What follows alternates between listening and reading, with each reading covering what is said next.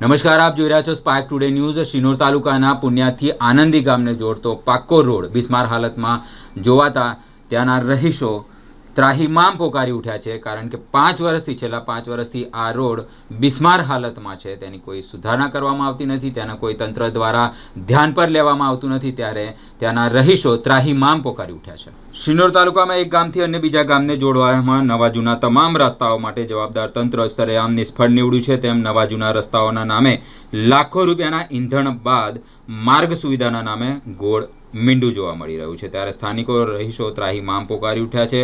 માર્ગ મકાન વિભાગ, જિલ્લા પંચાયત વડોદરાના તાબા હેઠળની નાયબ કાર્યપાલક ઇજનેરની કચેરી ડભોઈ પેટા વિભાગને રજૂઆત કરવા છતાં પણ અધિકારીઓના પેટનું પાણી હાલતું નથી।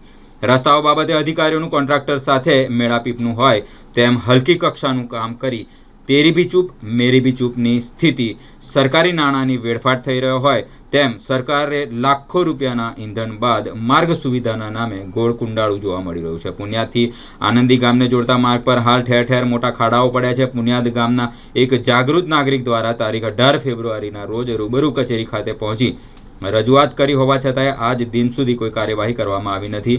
તે ઉપરાંત રજૂઆતોના સમયે અધિકારીઓ સાથે ગુપ્તગુ કરવા બેઠેલા કોન્ટ્રાક્ટર પોતાની મર્યાદાઓ ભૂલી રજૂઆત સંદર્ભે દરમિયાનગીરી કરે એ શું દર્શાવે છે? પુન્યાદ આનંદી માર્ગના આ ખાડાઓ તાત્કાલિક ધોરણે પૂરાય તેવી માંગ સ્થાનિકોમાં પ્રબળ જોવા મળી છે, ત્યારે તંત્ર આ અંગે શું કાર્યવાહી કરે છે તે જોવું રહ્યું।